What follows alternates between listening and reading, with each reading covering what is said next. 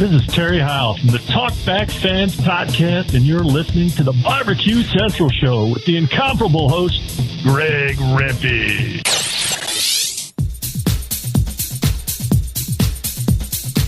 Happy to have you aboard here for the really big barbecue show. Boing.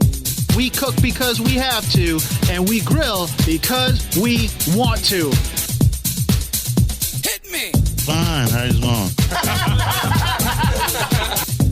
You have a great show. I'm a big fan.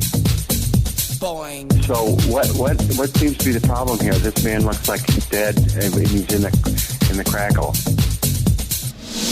Charbono! It's all about the Charbono, dude! Succulent fish. What? He ate sushi for wieners. Oh, listen, Lavernius, shut your face. I'm shaking like a dog shit peach seeds. We have top men working on it right now. Top men. Hey, just like that, we are into the second hour. And 2 weeks in a row, I don't know who else caught that. I see John Solberg just caught it. 2 weeks in a row, you mention, or I mention somebody, and then boom, leading off the second hour ID is the person that I had mentioned 54 minutes ago at the beginning of the show. Terry Heil dropped in on the chat and said, "Hey, happy Thanksgiving," and then we had a little witty repartee with him. And then, wouldn't you know it, leading off the second hour, you have this. This is Terry House from the Talkback Fans Podcast, and you're listening. Who? This is Terry House. Who? This is Terry House from the Talkback Fans Podcast, and you're listening to the BBQ Central Show with the incomparable host, Greg Rempe. What are the chances? 29-1. That's right, John. 29-1. 29-1 times 2, so it's actually 58-2 if my math is correct. I said 58-2 if my math is correct. I don't think that's actually how you do odds, but that's how I do odds. Why not? That's crazy town. Mention Terry Heil first hour, and all of a sudden, second hour, he's the ID. And again, I don't go out of my way to preload those in, or I just happen to make those two show up in successive weeks. That's all luck. That's a PAL script firing off. And don't ask me to explain what a PAL script is, because I have no idea what it is. They're very complicated to write. I had to grab them off of the internet, borrow them, and then rewrite some of the most important stuff to make things happen. And it just fires off, and it pulls stuff out of a folder, and very complicated. Dion Blumen Raider last week and Terry Heil this week. Wow. Crazy town. Still to come on this show is the Embedded Correspondents segments that will be starting in about 11 minutes from now and carry through the balance of the second hour. And don't forget, you can follow me socially on Twitter and TikTok, Snapchat, at BBQ Central Show, if I didn't mention that already. And /BBQ Central Show on Facebook and Twitch /RD Rempe on YouTube that I'm watching. Guy the Cooking Sam says, stop wasting your money on all this stuff and get the Cuisinart Wood Creek. What? How dare you? Coming up on the best moments of the BBQ Central Show in 10 minutes or less this Friday, episode 152, taking you back to November 26th, 2013, where I had a visit with the pitmaster of Slap Yo Daddy Barbecue, legend Harry Sue. Topic of the evening was Harry's quest to go as small as possible as it relates to the competition front. And a big part of that was his mini WSM. That's right. Cooker was all the talk and rage of the circuit back then, 7 years ago. Harry, a classic interview nonetheless. This one's no different, so enjoy hearing a classic piece of show history coming up this Friday, very early in the morning, that it will be released into the feed. Also, let me remind you that if there is a segment that you have enjoyed particularly or a guest that you would like to hear from again, email John, Jon, at thebbqcentralshow.com, your request, and he will do his best to meet your expectations. Put him to work. See what he can pull up for you. Also, you have to subscribe to the podcast in order to get the best of show, as I tell you each and every week. By the way, a lot of you are noticing right off the bat that I have a split shot going. This is what we're going to be calling for the beginning of next year. Watch Cam. That's right. So I was going to tell you about a watch sweepstakes that's going on, but then the manufacturer was like, don't mention that. Don't mention that. I won't do it. However, I don't think I'm letting the cat out of the bag too early, but there is yet another new sponsor as the calendar year turns, and that is going to be called Vortic Watch. VorticWatches.com is the name of the company. And, you know, they're very unique in the fact that they take, let's call them old-timey. You know, remember back in the 20s, in the 1800s, the late 1800s, you know, we were all youngsters back then. But the fashionable item of the day wasn't this. It wasn't the wristwatch. It was a pocket watch. And Vortic has now set themselves into the niche watchmaking business or sector by finding these classic American timepieces from companies like Ball and Waltham and Elgin, just to name a few, and creating them into custom one-off wristwatches. So you're buying a custom piece. It's everyone is original. They're not mass-produced or anything like that. And what we're going to be doing a joint project for 2021. My watch is going to be a Ball manufactured railroad quality watch. And we're specifically looking at that manufacturer because originally when they were made, they were built here in Cleveland, Ohio. And I thought, wow, that would be such a great tie-in. I live in Cleveland. I love to tell great stories of Cleveland. I love to wear watches. I mean, look, I bought this watch because Sam, the cooking guy, had this watch, and I love it. I would just sit there and marvel at that watch for video after video after video until I couldn't take it anymore. Like Squints in the Sandlot. I can't take it anymore, so I bought it. I didn't go sexually molest Wendy Peppercorn or anything like that. Squints. But I got the watch. So I just wanted to put up this camera because in 2021, whenever I get that custom watch, it'll be probably into at least well into Q1 before it's actually manufactured. We got to pick out the dial and, you know, do some all this other stuff. But once it gets manufactured, I will split it up right here so everybody can marvel at it. Suck it. VorticWatches.com. Going to be one of the newest sponsors of the show. So I just wanted to see how that looked in the, we're going to call it the camera or the watch cam. That's right. Little watch cam shot right here. It's in close. It's out back. It's in close. It's out back. Here's the bracelet. Here's the, whatever. It's also ring cam, ladies and gentlemen. Quick programming note for next week. Now, I'm just throwing it out here as a heads up. I'm going in for yet another ear surgery Friday. I'm not overly jazzed about going in on a Friday because, in case you forgot, Thanksgiving's on Thursday. So I'm hoping my ear doctor, whatever they call an ear doctor, ENT, but he's a specialist. I can't confirm this, but he did ear work for the one and only Oprah Winfrey. I'm not kidding. So I think I'm in pretty good hands. This is his third procedure on this ear, my left ear. But this one is a whole different ball of wax, no pun intended. He's basically just going in and he's boring a bigger hole into where the eardrum is. He's probably going to take the eardrum down again. He's going to put in some hearing prosthetics. He's going to nick off a piece of my ear, rebuild an eardrum, put that in place, anchor it, and then bore a bigger hole back out and streamline everything. Because evidently I have a turn somewhere in that ear canal of mine that collects dead skin. And it's called a cholesteatoma.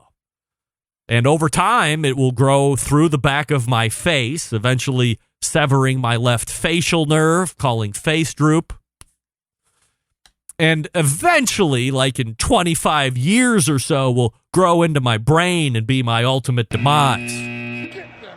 Now, as we do some quick math, 25, 30 years from now, I mean, that puts me damn near 80. So, I mean, do I want to? 80, come on. That's a fruitful life there. Kind of a tragic end with a growing backwards through my face into my brain and leading to my dirt nap, as it were. So depending on how the recovery goes, long way to go to get here. It's Friday. I've never been out of commission for something like this for more than a couple days. I have restrictions. Running, weightlifting, straining. I have to sneeze with my mouth open. But outside of that, no ill effects. But just in case, there might be a scrub of the show, or maybe it goes on later in the week. Because I have Sam the cooking guy, and I have Malcolm Reed, and I have Rebecca King, the bad Jew. She's the worst Jew. She's supposed to be on. I don't want to miss that. So we'll see what happens, but just in case, wanted to give you the advanced programming note. Embedded Correspondents are coming up next. I'll talk to you quickly about Green Mountain Grills. Why not? Choice line, Prime Plus line. Let's take it from the top. If you got all the money to spend, Prime Plus, you get a very nice, robust build of the chassis. More robust than Choice line. The Prime Plus gives you headlamps in the cooking chamber, so you can see what you're doing in the nights. You get the tech, Wi-Fi, internal meat probes. You get windows all over the goddamn place. On the meat, what do you call that thing? Cooking chamber. And on the pellet hopper, so you can see where the pellet levels are at. Now, maybe you want to save a couple hunch. I get it. We're in tight times. You can perhaps apply that money onto another kid or loved one for the holiday season coming up. You don't need all that tech and fancy crap. Well, the Choice line is the one you want to get. Great. I have a couple of them. Great space. Both lines accommodate the pizza oven insert that I've told you about for years. You got to get it. Like when you get your first smoker, everybody tells you get the whatever smoke you're going to get and then get a food saver. It's like hand and glove. You got to get it. If you get a Green Mountain Grill, Jim Bowie or Daniel Boone, you have to get the pizza oven insert. It's $130, $140 or whatever. You will thank me later. Pizza parties are fun AF. Fun as friends. GreenMountainGrills.com. That's GreenMountainGrills.com. Longtime sponsor of the show. When you go to the website, there's also a bunch of other really great stuff that you can get there for the cookers, but you can also find a dealer nearest you. Go do it right now, and we're back with the Embedded Correspondents coming up next. Stick around.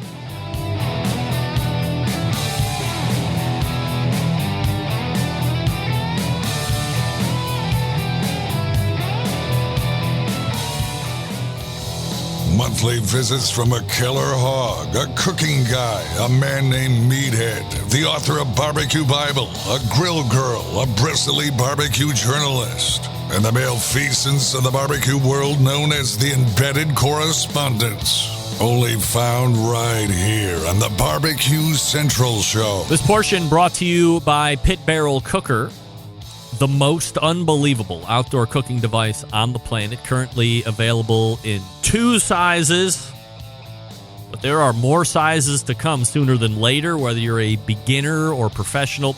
definitely a cooker you want to add to your arsenal. Visit pitbarrelcooker.com. That's pitbarrelcooker.com. And tell them the Barbecue Central Show sent you. Tell Amber we said hi. Tell Noah we said hi. Tell everybody that's in Louisville, Kentucky still that we said hi. Pit Barrel Cooker. Love it. All right, it's the fourth Tuesday. Jeez. It's the fourth Tuesday of the month in the second hour, and that means we are firing up the Embedded Correspondents. There they are, and all of... Uh-oh. I give somebody the wrong deal? I did. Oh, dear. Poor Rusty. Hold on. That looked great. Yeah. What did I do? Hold on a second. Can you hear me? I gave... Yeah. You're... You look better than ever. Oh, wait. Thank you. Hold on. I can fix this. Give me 1 second. I'm mid-drink right now, guys. Give me a minute. No, you're all right. Give me, let's see. Go to setup, and that would be box 2, and this would be guest 4. Look what I did. There he is. Yes. Hey, I did it. I was better mid-drink. I was trying to think, like, how could I possibly screw this up? But I sure did right there. So, nevertheless, we are locked and loaded. No, guys, last time we were all together, we were outside of the, last month was Origin Stories month, of course, but the last time we were all together, we put in the Barbecue Central Show Guest Hall of Fame. Rod Gray, Pat LaFrida, Susie Bullock, Lene Oxley-Loop, and George Motes. We have subsequently had follow-up interviews with Rod Gray and Lene Oxley-Loop, but Pat LaFrida is missing in action, and Susie Bullock is very busy, and we've unable to clear some hurdles with her schedule, and George Motes was a mix-up on my part, so we're going to try and get him in December maybe, but, all in all, a great Barbecue Central Show Hall of Fame guest list, so I appreciate you guys muddling through that with me. Let's start right up here and right off the bat, gents, if you don't mind.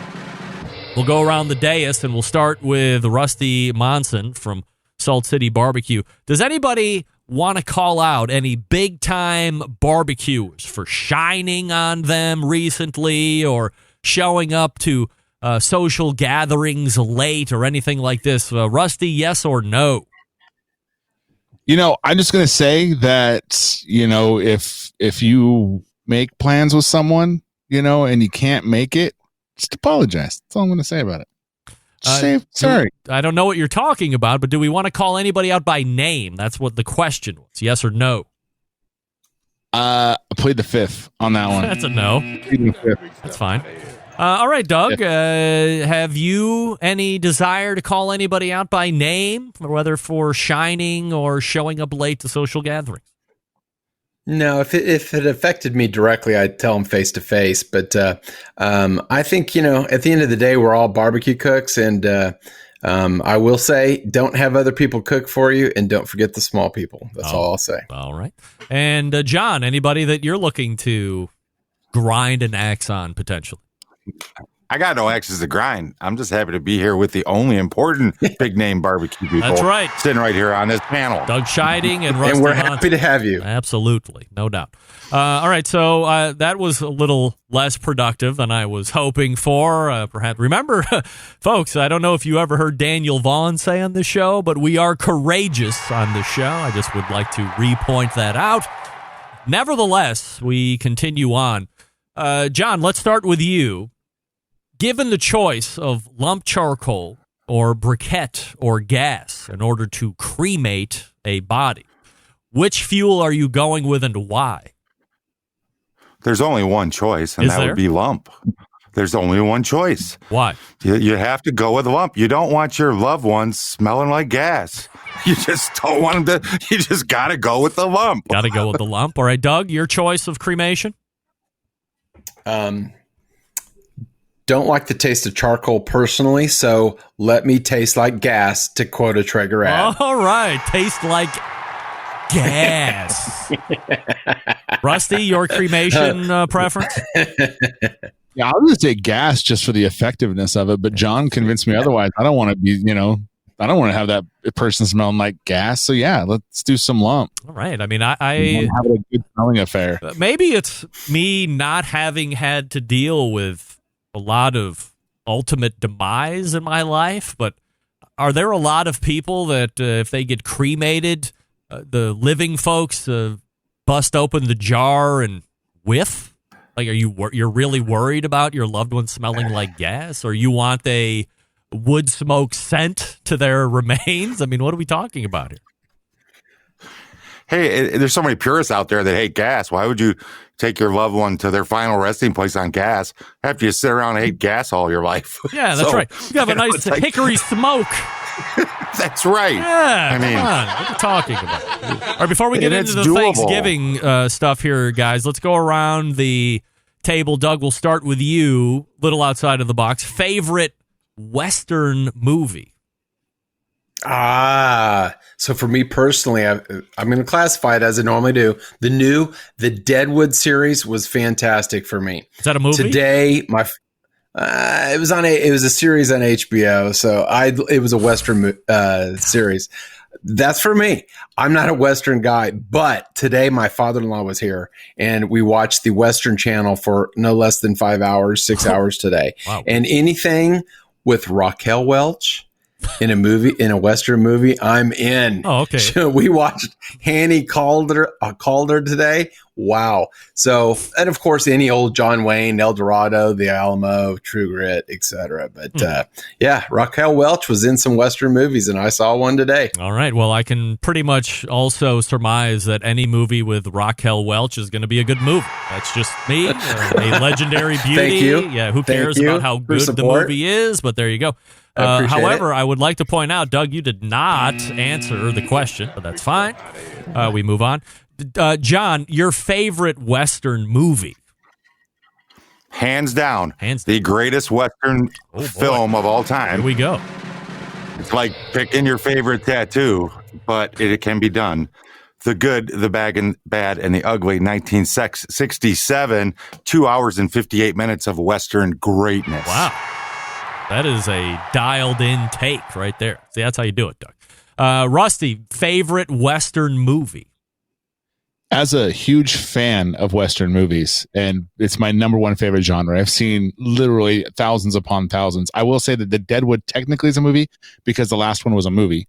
So he did kind of answer the question right. That is my favorite. He didn't. It's technically, he could. Anyway, point of the matter is, it's hard because it's always a toss up between Unforgiven and the newer True Grit, the Coen brothers True Grit. Those two are, in fact, I named my first barbecue team True Grit Barbecue after that movie. But I would say Unforgiven just because it's in my opinion, the perfect Western movie. It's got everything. It's got the lines. It's got the shooting. It's got the storyline. It won an Academy Award several times, and there's a reason for that. So I'm going to say Unforgiven. All right. Unforgiven. And one of my favorite movies of all times. Who's in Unforgiven? Clint Eastwood, Morgan Freeman. I'm dropping his name right now. From what's his name? I don't know. John, can you help me out on that? Well, why do you think John knows? Because he's a Western fan like I am. John, do you know who this other actor is? No, there's Gene Hackman. There's no Western fan like Rusty. Yeah, Gene Hackman. There's no Western fan like him. Gene Hackman's in it, and there's a lot of people in it. It's if you haven't seen Unforgiven, you need to go watch it right now. It's one of the best movies of all time. All right. Well, I will now levy my answer, which of course is the right answer. Overall, from a high level, Western movies absolutely suck. They're the worst type of genre of movie. However, outside of that, I will say that the best Western movie, and I bet you could guess where I'm going to go with it, hands down, and I've seen this one no less than 785 times, is Kurt Russell's Tombstone. Unbelievable. And I reference Kurt Russell only just to say that name. However, the best part of the movie, eliminate everything else around all those other Earps and whatever the hell their names are. Doc Holliday is by far the steal of that movie. And Val Kilmer is absolutely tremendous in his play of Doc Hollywood. Never have I wanted to be somebody who is ailing and on the doorstep of death for an entire movie, but can also put a bullet in your head quicker than anybody else in the range, and does it with the sleight of tongue that few can do. I love Tombstone, and every time it's on the TV, I will stop and watch it wherever it is in the movie. It could be almost done, it could be just starting, or it could be in the boring part in the middle. I will watch all of it, but I hate Western movies, but I will watch that. All right, so in case you didn't know, guys, Thanksgiving is coming up here shortly, and we want to make sure that everybody has all the right information. So number one, Thanksgiving stuff. If you want to jump in right now, here's how you do it. You can get in touch with the show by calling 216-220-0966. Email Greg at the bbqcentralshow.com. On the Twitter and Instagrams at BBQ Central Show. Well, don't tweet me or Instagram me or anything like that at the moment because I'm deep into the show at this point. But if you want to call in to our panel of experts and ask questions that are really pertinent to your overall success, Rusty is here and Doug is here and John is here and they are ready to help. If you want to jump in and do some real-time call bank local hack news stuff, like they do and wherever the hell it is that you live, that you consume this show. So, John, let's start with you. When you look at Thanksgiving coming up and just in general, your thoughts on Thanksgiving and what you're going to be doing this year. Well, first, we'll start with what I'm doing this year. Our Thanksgiving has been postponed due to family things, so we're just pushing that back a ways. All right. My overall and general thought on Thanksgiving, if you need help today, less than 48 hours away, you better get calling because you're in trouble. Yeah, big time. Rusty, your thoughts on Thanksgiving and what you're doing? I'm in the same boat. My brother actually came down with a pretty bad case of COVID. He's not doing too well. So we are going to postpone it as well. So we're going to have a family thing. But I'm cooking a whole bunch of turkey breasts for some folks. And we're going to make turkey sandwiches. And my wife wants yams. So it's going to be super simple, just me and the kids and the wife, and that's it. The rest of the family bailed on us. So we're going to do kind of what John's doing. A couple more weeks. We'll have this like middle Thanksgiving Christmas thing. Okay. Douglas, what are you up to? Well, I had thought it was canceled, then was told that everyone decided they were going to wear masks.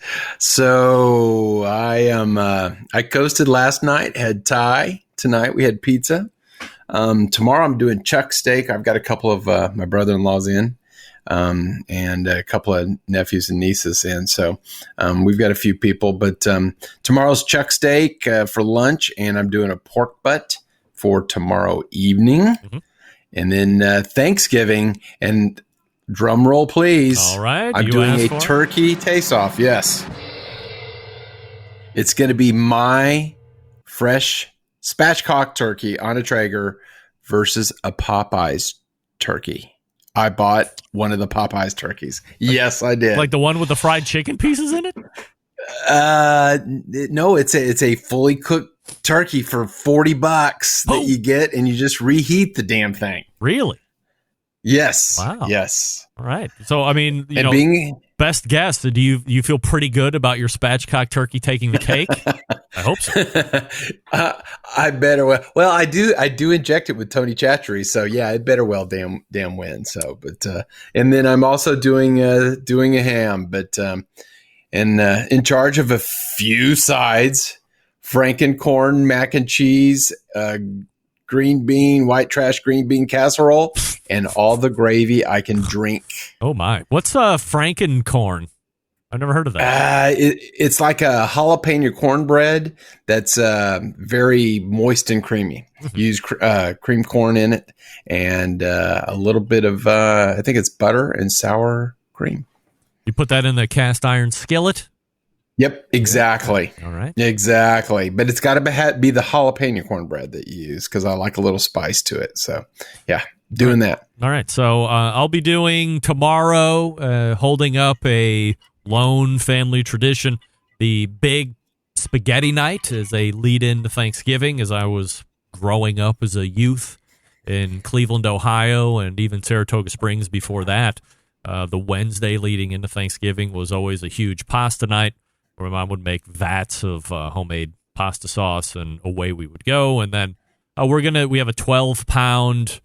It's a fresh turkey. We bought it unthawed already, and it's just been sitting in a refrigerator for the last handful of days, making sure that all the ice crystals are out of it.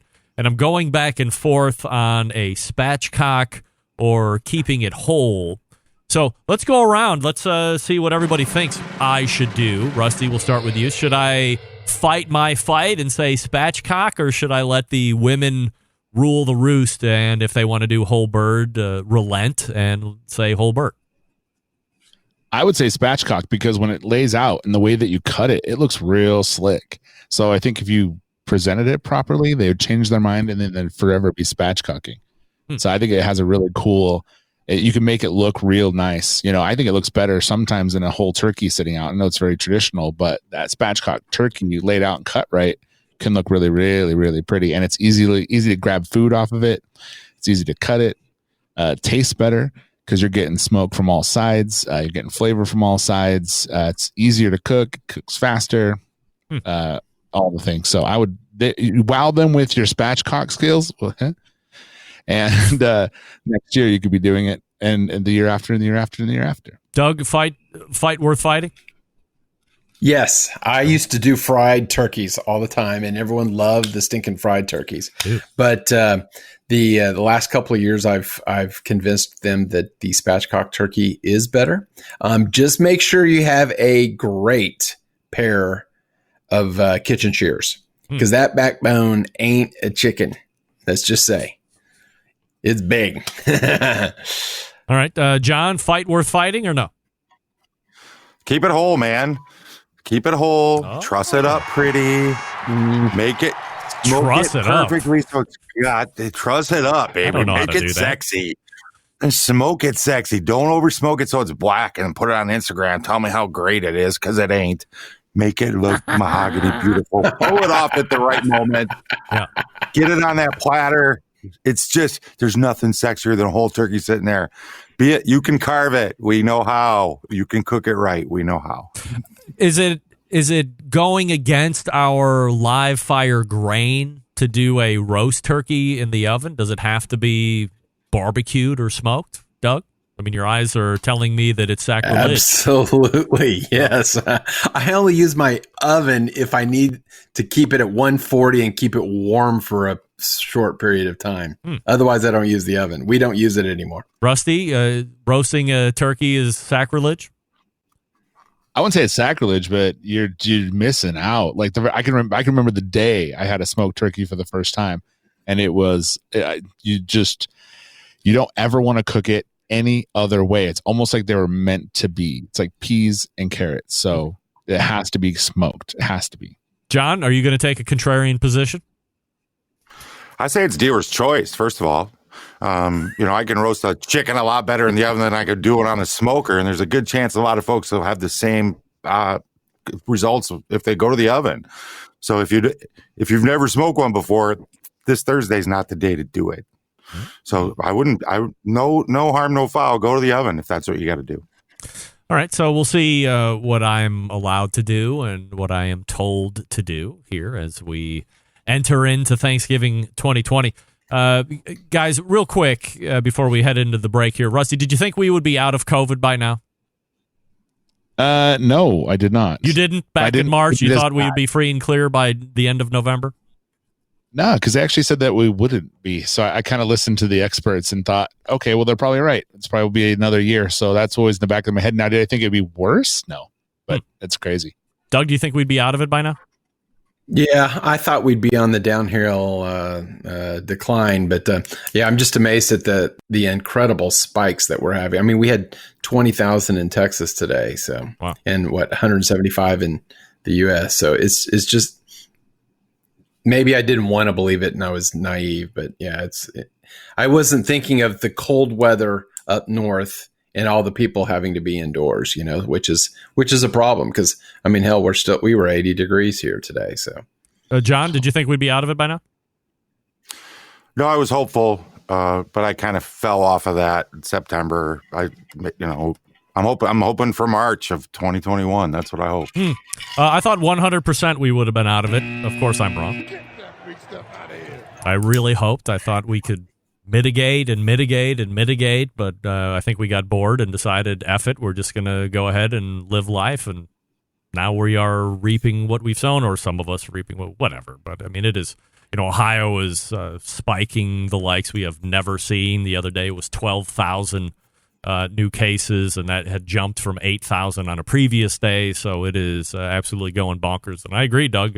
People are moving inside. It was no warmer than 46 degrees here today, and it's pushing down into the low 30s overnight. And next week it's going to be highs of 32 and 33. So we'll see how that works out for us. All right, so we will head to the first break. Again, if you want to jump in and ask the expert panel some questions, they are more than happy to take them, and we'll be right back with them as we tie up the turkey talk, and then we get into more important answer and questions like, are you a fan of American cheese? Is Nickelback great or garbage? And various other world-changing questions. First, I'll talk to you quickly about Big Poppa Smokers, the one-stop online shop for all things barbecue. The curated selection of only the best outdoor cooking and grilling supplies get you on the path to better barbecue results in no time. Big Poppa is known for the championship rubs and seasonings. Flavors like Sweet Money, Cattle Prod, Cash Cow, Little Louis Seasoned Salt, Double Secret Steak Rub. Doing very well on the competition circuit, also in the backyard. It's all I use exclusively at this point. Every once in a while, a little Just Pryles or some Barbecue Bob Rub from BBQ Guru. But mostly Big Poppa's. 13 perfectly balanced flavors that transform ordinary meals into extraordinary. Whether you're looking to impress the judges or grilling for family and friends, Big Poppa's award-winning rubs and seasonings will not disappoint. If you're looking for a new go-to sauce, who's not looking for a new go-to sauce? Big Poppa's owns Granny's barbecue sauce. Powerful flavors reminding us of why we fell in love with barbecue in the first place. You can also find that at BigPoppaSmokers.com. They also have great pits. If you're looking for a versatile smoker that's easy to use, check out the Mac 2-Star General Pellet Cooker. Big Poppa's Smokers is the exclusive Mac dealer, even offering special packages. If you're not a fan of pellet smokers, take a look at the Old Hickory Ace BP, the only charcoal smoker that Big Poppa trusts on his competition trailer. If you're not sure of what grill you need, you can call them. That's fine. 877-828-0727. That's 877-828-0727. Or shop their website, BigPoppaSmokers.com. That's BIGPOPPA, BigPoppaSmokers.com. And they're always down with the Black Friday stuff, so if you're not on their newsletters, get over there, sign up, and save. More Embedded Correspondents coming up. Stick around. We'll be right back. You're listening to the #1 most downloaded barbecue and grilling podcast anywhere. The BBQ Central Show.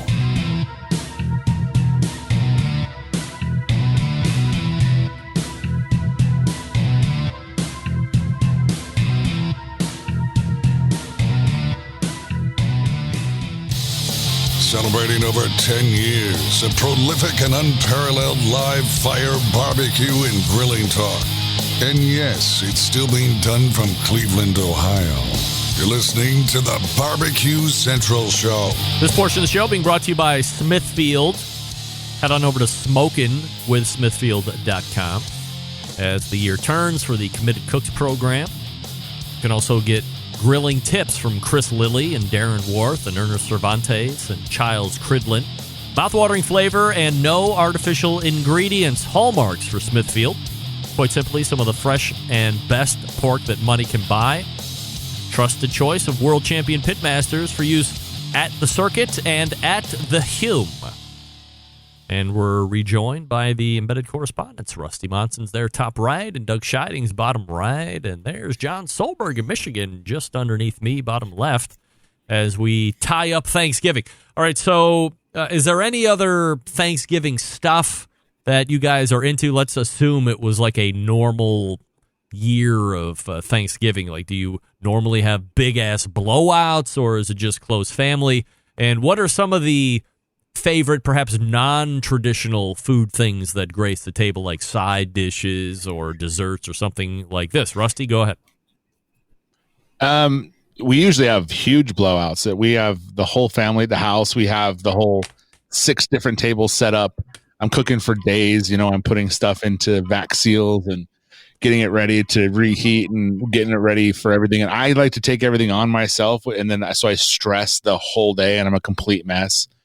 Usually the Saints play on Thanksgiving, so I have to be done by that time because I have to watch the Saints game. We plan everything around it if they play on Thanksgiving because I'm a huge Saints fan. So who dat? 8-2 right now.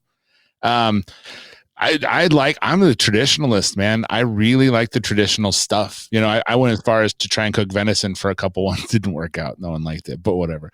But I like, the turkey, the pumpkin pie with 400 pounds of whipped cream on top, just traditional stuff. I don't really do anything abnormal. My sister likes to get crazy with stuff, but I like the traditions. I'm a very traditional person when it comes to that kind of, like Thanksgiving, Christmas, So the spaghetti thing was really cool, though. I might have to steal that because I love spaghetti. Oh, so that would be a spaghetti Thanksgiving, though. Wouldn't that be cool? That'd be cool, right? I mean, it doesn't always have to be the traditional stuff of turkey. I mean, what if you just don't like turkey, or maybe you're allergic to turkey, or you're not a meat-eating person? I mean, there's 20 different reasons why you would want to have turkey, so pasta would certainly fit that bill. But if you're going to do it on Thursday, have pasta tomorrow night, or start next year doing spaghetti night the night before. It's fun.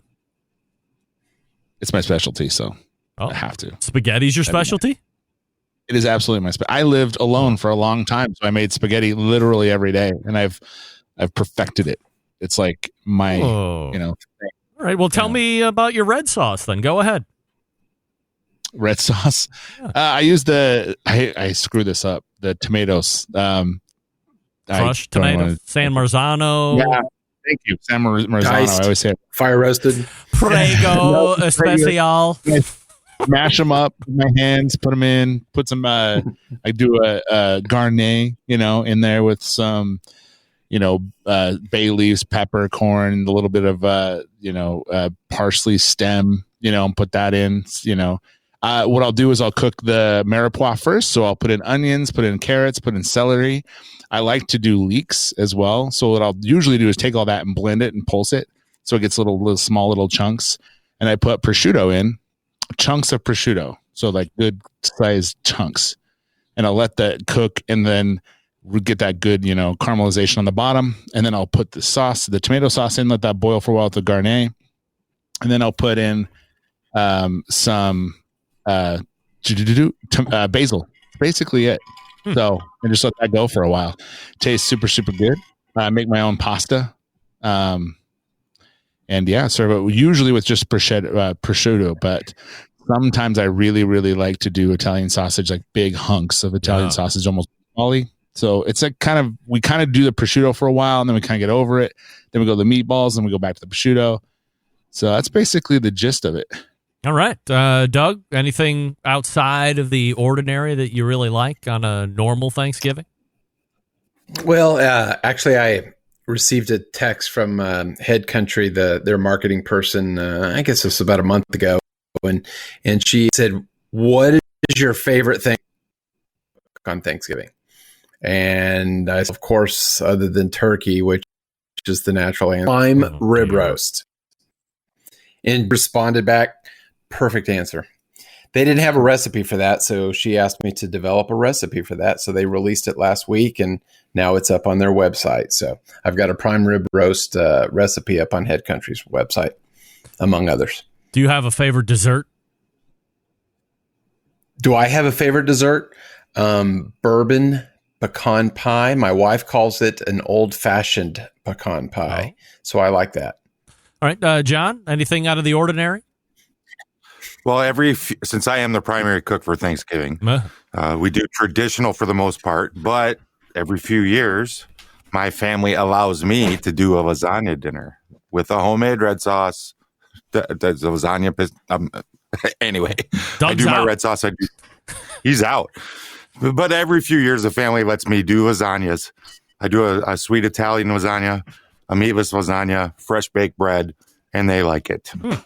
All right. Yeah, we just do the same thing, year after. This is actually the first Thanksgiving since I've been married that I'm actually cooking a turkey. Usually we go to my in-laws' house, and we've had dinner there for like the last 20 years. I think one time we were down at my parents' house a handful of years ago in Florida, and every other time after that, it's always the in-laws making it, and we just show up and eat when we're told. And my mother-in-law makes roughly 878 pumpkin pies. And by the way, pumpkin pies are the worst thing on the planet, and I hate them. Agreed.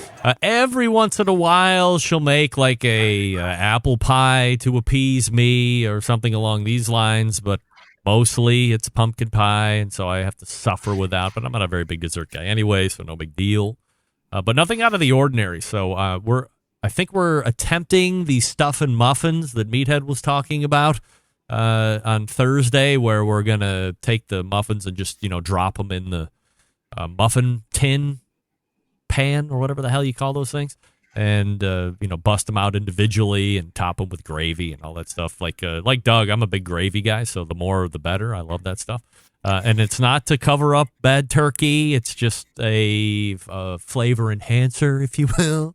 And there you go. So that's what we're doing here for Thanksgiving as we tie it up. So everybody else in the country has their Thanksgiving on lockdown because we didn't have any calls in. So that's good news. Glad everybody is set and ready to go. And you can't call in tomorrow and ask for help because then it'll be damn too late. You can guarantee that. All right. So we have a handful of minutes left here before we close it out for the month of November. And then I have one more embedded correspondence, which I think is typically in December is don't we recap the year in December? So we'll spend that two segments talking about the best and worst parts of the show through the course of the year, and that'll be interesting next month. So you have that to look forward to.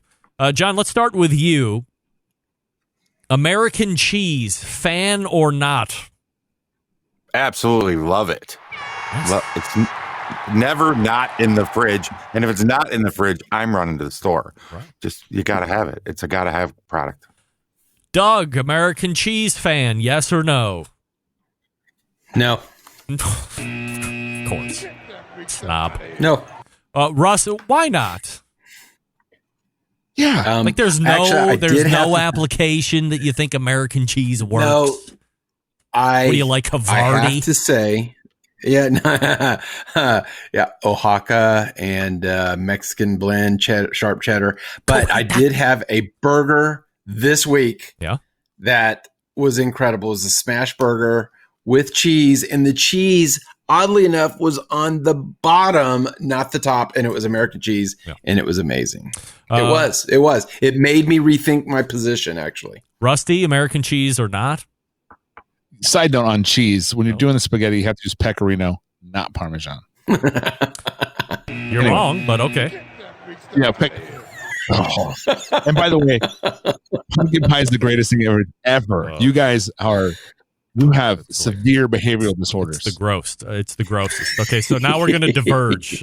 So you're talking to somebody who's a spaghetti expert here. I'm not some chefy bastard like you are, Rusty. So you take your pecorino and throw it out the window. Go to the Italian market, get your common ground. What the hell do you call it? Parmesan cheese. Yeah, the Parmesan cheese. No. Not in the can. Not in the can. You go to the Italian market and he will grind it up for you. That's number one. And so you can, put that in the sauce if you want, or you can top with that. The only thing that should be topping is Parmigiano Reggiano, because it gives you that nice nutty finish over the top. And I know it seems a little snobby, but that's the only time you will hear me talk specific Italian cheese. If you're going to do spaghetti night, I'm not talking about lasagna. I'm not talking about gnocchi or fettuccine, whatever the fuck else you're going to be doing. I'm talking about straight spaghetti. big bowl. You get a sausage link. You get a couple big-ass homemade meatballs. And then Parmigiano Reggiano microplaned over the top. And there can't be too much as far as I'm concerned. And bam, maybe some crushed red pepper flake over the top for a little heat. Oh, I'm telling you, it's absolutely spectacular. All right, I apologize, Rusty. We got off on a tangent there. Go ahead on the American cheese, yes or no? It's pecorino. American cheese. You got pecker right. Yeah. Hell, you know what? I'd put American cheese on spaghetti. How's that? That's how good it is. All right. I love it. I put it on everything. It's like, oh man, smash burgers are cheese and everything else. Yeah. Well, I totally agree that American cheese, it's not like the best cheese ever, but there are certain spots that it absolutely shines. For instance, grilled cheese is one of my favorites. Grilled cheese with tomatoes in it, just regular cheese. And then you can't, Doug, you have made my point dramatically for me this evening, as you were totally against it, but then at the end said you were rethinking your entire position on American cheese. There isn't any other cheese that belongs on top of a hamburger to make it a cheeseburger than Kraft singles or Velveeta singles or whatever processed orangey, yellowy, squared ass plastic cheese that goes on top of that screaming hot, hopefully fatty patty as you put it in whatever bun and top it. And I say, forget a lot of the toppings. Enjoy the cheese and the bread and the meat together as it rolls around your mouth and makes you fat. And it's a joy. And it's, again, not to be used all over the place, but in its spots, there is nothing better than American cheese. All right, let's end it here, guys, as we run around. There's only one right answer, by the way, and you will be buzzed if it is not the right answer. Rusty, Nickelback, great or garbage? Garbage. Wrong. Garbage. No. Doug, Nickelback, great or garbage? Video's great. Music, garbage. Wrong. John, Nickelback, great or garbage? Just hit the buzzer. Just hit it. Just hit the buzzer. Rarely are 75% of my panel glaringly wrong. And so let me quickly go back around and say, Rusty, give me your main objection on why Nickelback isn't great. Just one. Because you're probably like one of those other haters that got, where are your shades at? That you just have a quiver full of hatred for Nickelback. I'm all about pop music. I love it. I like, I'm a hipster at heart, but then sometimes you just have to understand that good music is good music, and they don't write it. They don't connect to anything. There's no, I never drive down the road and want to roll the windows down and listen to Nickelback. One, because people will hear it. Two, it doesn't do anything for me at all. And it's just the subject matter, the way they look. I mean, even the way I can just see him in his little squirrely ramen noodle hair. And, he's like, look at that photograph. And I nearly drive off the damn road. So I can't do it. There's so many reasons, man. You know what? If you want to do this next week, we can do a whole show on it. But it's just, Doug, one reason why Nickelback is garbage. All of their songs sound the same. If you've heard one, you've heard the whole album, you've heard all 5 albums, and they're not good. John? I want to touch on that.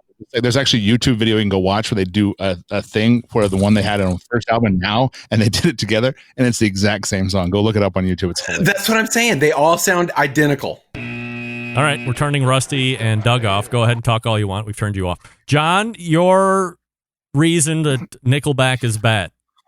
Just turn me off now too, because all the songs sound the same. I only know one of their songs that I know. Doug's talking like we can hear him. I've turned you off, Doug. You just go ahead and talk all you want. Doesn't matter. Just go ahead. So The only song I know from Nickelback, I use it as a slam against YouTubers, so I know that song and I enjoy it. And that's We Want to Be Rock Stars, because that's kind of the mentality of YouTubers today. But that's the only song I know, because every other song sounded like every other song. Just kind of is quarter in my head. I've never seen them live, though, Greg. So, maybe that would change my position. But thank God for COVID, I don't have to go to a concert and see Nickelback. Well, I have to tell you guys, I mean, I am completely shocked. I think that, as John somehow alluded to, he's never seen them live. I can tell you, I've never seen them live, but I've seen the TV shows that show their live concerts. Look, I don't know anything from anything, but guess what? Those are sold out shows, ladies and gentlemen. You telling me this isn't a great song? Nobody's going to start singing it with me? Nobody? Come on, everybody knows it. YouTuber anthem. Come on, I mean, this is it. How about this one? Everybody loves this Bottom one. of the ninth. This doesn't sound like the last one. We're starting out with screaming guitars. We have bass beats that are going on. Come on, this is Fabulous Here, of course, and then we have this favorite song of theirs. Doesn't sound like the last song at all. This is pulling at your heartstrings. Look, I have watched these videos. Your appearance is not fodder on this show. Hate Chad Kroger for his ramen noodle hair, or the fact that he looked like he's strung out on heroin for the past 7 years, or whatever else you want to say. They can play. They sell records. They sell out arenas. I have never... The only thing that Nickelback has going against them is the fact that there is a unwritten rule, especially if you're a man, that you have to hate Nickelback. I don't understand it. Their music is fun, and it's exciting, and it's different. It does pull at the heartstrings. I mean, think about the photograph when he's talking about the girl that got pregnant. I mean, that's some real-time lyrics. By the way, how dare you, Doug, sit there and say that every song sounds like the next? Couldn't I pull out 50 different bands and all of their songs sound just like the next song? For instance, the Beatles, the most overrated band ever on the face of the earth. Just because everything before the Beatles was Sinatra and crooning and Perry Como. That wasn't the question. The question was Nickelback. It wasn't the Beatles. It was, you asked about Nickelback. We answered. John, how dare you? That's outrageous. Turning it around. That's perfect. How dare you? How dare you? He reversed the heat on me. Nevertheless, this might make it until... I think I'm still... This might make it until into next year's review of 2020. These are COVID-related times, guys. This is why we're talking about this. We're airing it all out. Oh, my God. We've gotten you ready for Thanksgiving. That's the most important part, number one. These made people sick. Number two, we can all agree in reality that Nickelback is one of the best bands ever. That's what we can say. At the top right, there's Rusty Monson right there, and Doug's right there, and there's John, and that's Utah and Texas and Michigan, respectively. Guys, appreciate you coming on this evening as we're so close to Thanksgiving. I wish every one of you a great and safe Thanksgiving, whatever that looks like and means to you, and we will see all of you back in December as we close out the year. There they are, the Embedded Correspondents right there, as we are about ready to come to blows, it seems like. I mean, I'm the only one that likes Nickelback? Can't believe that. What else do they got that I like? This one. You ever heard of this one? Look at this photograph. Every time I do it makes me laugh. I got a couple of kids and they everything to couple with. Give the first girl a kiss. I never knew when I would blow it up. I know all the words right now. It's my favorite song, showed you how. And this is where I went to school. YouTube is all over me right now. We're shutting it down. Copyright. In case you were watching on YouTube, a lot of you were. We probably just got shut down for that.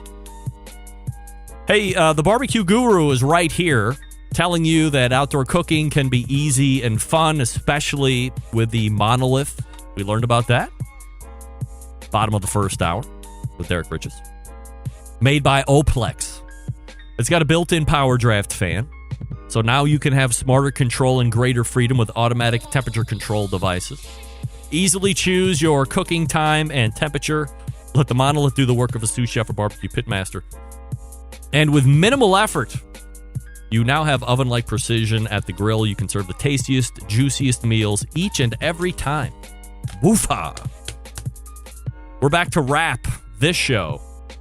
Stick around. We'll be right back.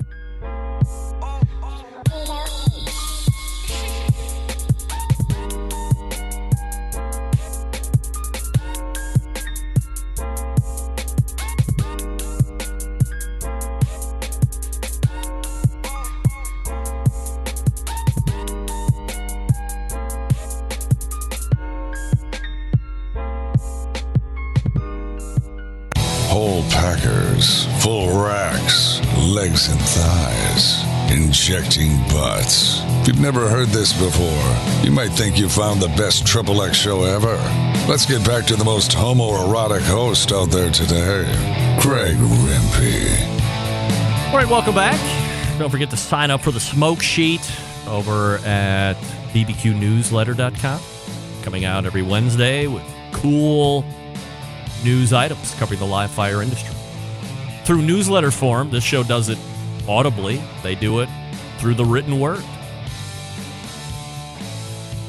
bbqnewsletter.com. Doug Scheiding of Road Cookers, Texas Embedded Correspondents. There's Doug. You're listening to the Barbecue Central Show. It's happened again. It's 3 times in a row. What are the chances? 3 and... No, the math got too much for me. I'm sorry. I can't do it. 1 in 29. Wow, I can't believe that happened again. What about this song? This is live, by the way. Listen to this. This is live. Oh, yeah. We're going to break it down. I might sing one of these songs for 2021.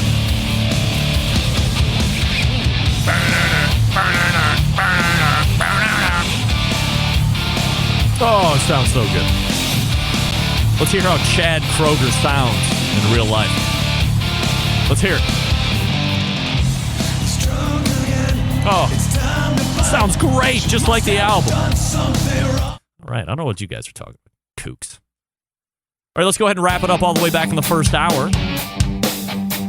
We had, leading off the show, Nick Bauer from Primo Grill. Again, it's a little hot. Don't make the mistake and make primogrill.com plural. It's not grills. That takes you to a whole different website. primogrill.com. Then we had Derek Riches from derekriches.com. And we close it out in the second hour with the Embedded Correspondents. Yes. They will be back to recap the year of 2020 and what a year it is to recap. Again, next Tuesday, if I'm a betting man, I say we're going to have some kind of a show next Tuesday, but if things go downhill, follow me socially at BBQ Central Show on most of the media platforms, and I'll keep you in the know as things go. But plan to hear from Malcolm Reed and Sam the Cooking Guy in the second hour, and Rebecca King, the bad Jew of Los Angeles fame, pop-up Los Angeles fame, making things like the pork strami and the Rebecca. Looking forward to talking with her. In the meantime, September 11th, 2001, I will never forget. Hope you all have a very safe and happy Thanksgiving. This is your program host and proud U.S. American, Greg Rempe. Good night now.